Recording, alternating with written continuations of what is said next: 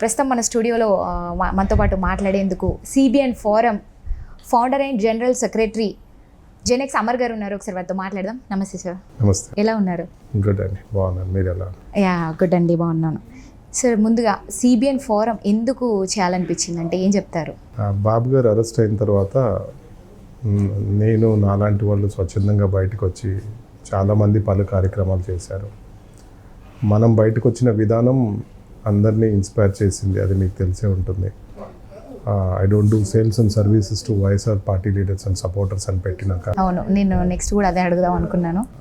అప్పుడు అందరూ బయటకు వచ్చారు, ఆ బ్యానర్ చూసి అందరూ బయటకు వచ్చారు, స్వచ్ఛందంగా అందరూ బయటకు వచ్చారు. దాని తర్వాత హైదరాబాద్లో పలు కార్యక్రమాలు చేశాము. కాలనీస్లలో కానీ, ర్యాలీస్ కానీ, ఓవరా ర్యాలీ కానీ, ట్రైన్ ర్యాలీ కానీ, పలు ర్యాలీస్ చేశాము. దాని తర్వాత గ్రాటిట్యూడ్ ఈవెంట్ గచ్చిబౌలిలో స్టేడియంలో గ్రాటిట్యూడ్ ఈవెంట్ చేశాము. ఆ తర్వాత ఈవెంట్ అయిపోయిన తర్వాత 2 days తర్వాత బాబు గారు రిలీజ్ అయ్యారు. రిలీజ్ అయిన తర్వాత అందరూ రిలాక్స్ అయిపోయారు. బట్ మేము ఒక లైక్ మైండెడ్ పీపుల్ ఏమనుకున్నామంటే, బాబు గారు రిలీజ్ అయితే కాదు కదా పరిష్కారము, ఏపీకి సీఎం అయితేనే కదా పరిష్కారం అని ఒక ఆలోచన వచ్చింది.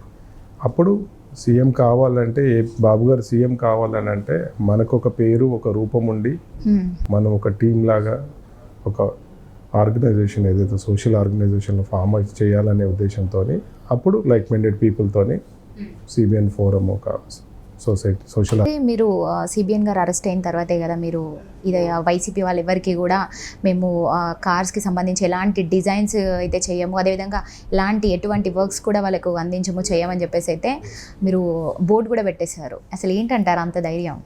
ఏం చెప్తారు? అంటే ఇప్పుడు బాబు గారిని ఇబ్బంది పెట్టింది వైసీపీ వాళ్ళే కదా, పార్టీ లీడర్స్ అండ్ సపోర్టర్సే కదా. బాబు గారిని ఇబ్బంది పెట్టిందే వాళ్ళు కాబట్టి, బాబు గారి అసలు ఏం తప్పు చేయలేదు, తప్పు చేయకుండా ఇబ్బంది పెడుతున్నారు కాబట్టి, కావాలని ఒక వ్యక్తిని, ఒక వ్యవస్థ ఇబ్బంది పెడుతున్నది కాబట్టి ఆ వ్యవస్థకి నేను సర్వీస్ చేయనని చెప్పాను. ఎందుకంటే బాబు గారు నా మీద ఉన్న గ్రాటిట్యూడ్ నేను ఆ విధంగా వ్యక్తం చేశాను. నేను ఒక వ్యక్తిని, నేను ఒక వ్యవస్థను కాదు పోరాడటానికి. నేను లీగల్గా పోరాడలేను, నేను ఒక వ్యక్తిని కాబట్టి నా ప్రకారంగా నేనేం చేయగలుగుతానని నా వంతుగా అదే జెనెక్స్ నా వంతుగా నేను అలా చేశాను. బాబు గారి మీద ప్రేమ, ఇష్టము, బాబు గారి వల్ల నేను ఇలా ఉన్నానంటే దానికి నా గ్రాటిట్యూడ్ బాబు గారికి నేను అలా చూపించాను. మీరు ఏదైతే అనౌన్స్మెంట్ చేశారో ఆ తర్వాత నుంచి 2 సామాన్యుల నుంచి కూడా ప్రతి ఒక్కరికి 2 రాష్ట్రాల వారికి కూడా తెలిసిపోయారు. ఎట్లా అనిపిస్తుంది మీకు? ఏం చెప్తారు? నేను ఇలా అవుతుందని వీ డోంట్ నో అండి. ఎందుకంటే ఆ ఆలోచనే కొత్త, వరల్డ్లోనే కొత్త. అంటే నాకు అదృష్టమో whatever I don't know, but మంచి అయ్యేది ఉంది కాబట్టి అప్పుడు ఆలోచన వచ్చింది. ఆ ఆలోచనకి ధైర్యం చేసుకొని ముందుకెళ్ళాను. చాలామంది పెద్దలతో డిస్కస్ చేసిన తర్వాత ఎవరు కూడా నో అనే చెప్తారు కదా ఎవరైనా, బట్ నేను ధైర్యం చేసుకొని ముందుకెళ్ళాను. ఆ తర్వాత ఇంకా మీరు చూశారు కదా, అన్నీ ఒక మంచి అయ్యేది ఉంది కాబట్టి, ఒక మంచి కార్యం అయ్యేది ఉంది కాబట్టి అన్నీ సహకరించినాయి. లైక్ పంచభూతాలు ఎలా సహకరిస్తాయో ఒక రాక్షసుని అంతమించడానికి అన్నట్టు ఇప్పుడు ఇలా ఒకటి అలా కలిసి వచ్చింది.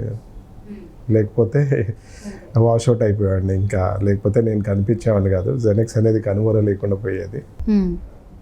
అయితే ఈసారి చూసుకుంటే కనుక 175 నియోజకవర్గాలకి మీరే దాదాపు 90% వాహనాలని కూడా టీడీపీ వాళ్ళకి పంపించడం జరిగింది. ఎట్లా అనిపిస్తుంది?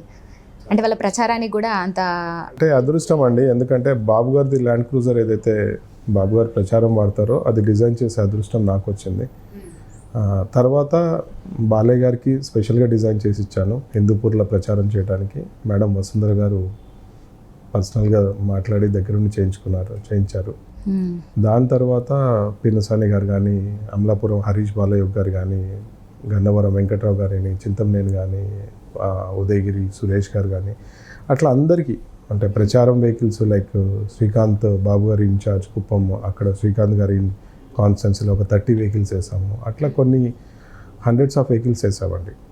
ప్రచారానికి చాలా చేసాం. ఎందుకంటే మన ఇంటెన్షన్ ఏంటంటే ఎల్లో అనేది అన్ని కార్స్ కనపడాలి అనేది నా ఆలోచన.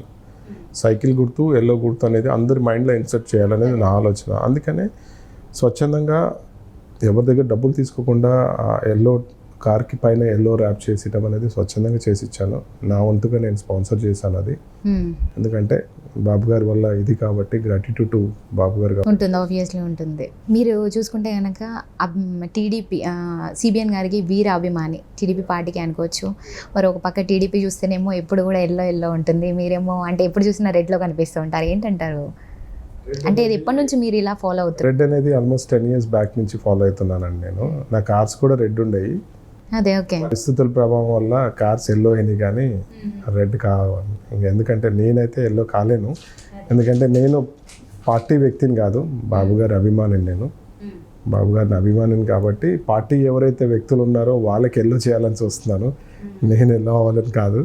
బట్ మొన్న పార్టీకి ప్రచారం చేశాం కాబట్టి పార్టీ. మీరు ఎప్పుడు అంటే రెడ్ నుంచి ఎల్లోగా మారేటువంటి అవకాశం ఏమైనా ఉందా ఫర్దర్గా? లేదండి, లేదంటారు. Till my end of the life I will be only red అండి. అదే ఎప్పటికీ అదే ఉంటుంది, దాంట్లో ఏం చేంజ్ ఉండదు. ఎందుకంటే నాకు అలా నచ్చింది, కలిసి వచ్చింది. అది ఏదైనా కానీ ఇవాళ ఐడెంటిటీ, నా బ్రాండ్ అన్నీ అలా మ్యాచ్ అయిపోయినాయండి. మీరు ప్రచారానికి ముందుగా చెప్పినట్టు ప్రచారానికి మీ వెహికల్తో స్టార్ట్ అయింది ముందుగా. సో మొత్తానికి హోరాహోరీగా ప్రచారం అయితే ముగిసింది. అంటే మీరు కూడా దాదాపు మీ టీం అంతా కూడా 2 నెలల పాటు బాగా కష్టపడ్డారు. మీ టీం అంతా కూడా ఉంది ఆల్మోస్ట్ అండి. అప్పటి నుంచి సెప్టెంబర్ నుంచి స్టార్ట్ చేసాము. ఆన్ ఫీల్డ్ 2 months వర్క్ చేసాము ఏపీలో. కాకపోతే ఏపీ బయట లైక్ యూఎస్లో కానీ 3 events చేసాము. ఏపీలో కానీ బెంగళూరు, చెన్నైలో కానీ 40 events దాకా చేసాము. అందరినీ ఇన్స్పైర్ చేయడానికి. ఇప్పుడు ఇవాళ ఎంతమంది వెళ్ళి స్వచ్ఛందంగా ఓటేసారంటే దట్స్ ఓన్లీ మేము చేసిన విధానము మాలాగా చాలామంది చేశారు కాబట్టి అలా స్వచ్ఛందంగా అంతమంది ట్రావెల్ చేయగలిగినారు. అంటే మొత్తానికి కష్టపడ్డారు. ఎలక్షన్ అయితే ముగిసింది. ఈసారి పోలింగ్ శాతం చూసుకుంటే కూడా దాదాపు 81.1% నమోదైంది. అంటే గతంతో పోల్చుకుంటే 3.1% ఎక్కువగా నమోదైంది అని చెప్పుకోవచ్చు మనం. సో మొత్తానికి దీనిలో ఒక ప్రశ్న కూడా తలెత్తుతున్నటువంటి పరిస్థితి. ఎందుకంటే ఇది ఎవరికి వ్యతిరేకం, లేకపోతే ఎవరికి పాజిటివ్, ఎవరికి నెగిటివ్ జరుగుతుంది అనే ఒక ప్రశ్న అయితే చర్చనీయాంశంగా మారిందని చెప్పొచ్చు. మరి ఏం చెప్తారు? అంటే మీరు క్యాంపెయినింగ్ చేశారు గ్రౌండ్ లెవెల్లో, గ్రౌండ్ రిపోర్ట్ ప్రకారం ఎవరికి ఎలా ఉండబోతుంది అనేది. ఇప్పుడు వైఎస్ఆర్కి గత ఎలక్షన్స్ ఏదైతే ఉందో ఒక్క ఛాన్స్ ప్లస్ అందరికీ జనాల్లో అందరూ ఓన్ చేసుకున్నారు జగన్ని. అప్పటికి అయిపోయింది. ఇంకా the maximum level he reached. అవును. ఇంకా ముద్దులు పెడతాము, జనాల్లోకి వెళ్ళిపోయి అందరినీ దగ్గర తీసుకోవటము, హగ్ చేసుకోవటము, ఇంకా అదే అయిపోయింది అక్కడికి. అప్పటికి ఆ లెవెల్ చేసినందుకే 79% ఓటింగ్ వచ్చేసింది. ఇంకా ఈసారి వైఎస్ఆర్ కోసం సపరేట్గా పార్టీ కోసం వెళ్ళి ఓటేసే వాళ్ళు ఎవరు ఉండరు. ఎందుకంటే డౌన్ ఉంటుంది. కానీ అంటే మొత్తం కూడా టీడీపీకి అనుకూలంగా ఉందని టీడీపీకి అనుకూలం ఓట్లేనండి. ఎందుకంటే టీడీపీకి ఎందుకు చెప్తున్నాను అనుకూలం ఓట్లేనంటే, ఇప్పుడు విజయవాడ హైవే ఎక్కారంటే అది టీడీపీ ఓట్లే. బెంగళూరు హైవే ఎక్కితే అది వైఎస్ఆర్కి 50-50 అనుకూలమైన ఓట్లు అండి అవి. ఆ రోజు మనం బెంగళూరు హైవేలో ఎక్కడ కూడా మనం టోల్ గేట్స్ జామ్ కానీ ఎక్కడ మనం చూడలేదు, వినలేదు కూడా ఆ రోజు. మీరు దాన్ని బట్టి మీరు అర్థం చేసుకోవాలి ఓటింగ్ పర్సంటేజ్ ఎందుకు పెరిగింది, ఎవరి వల్ల పెరిగింది.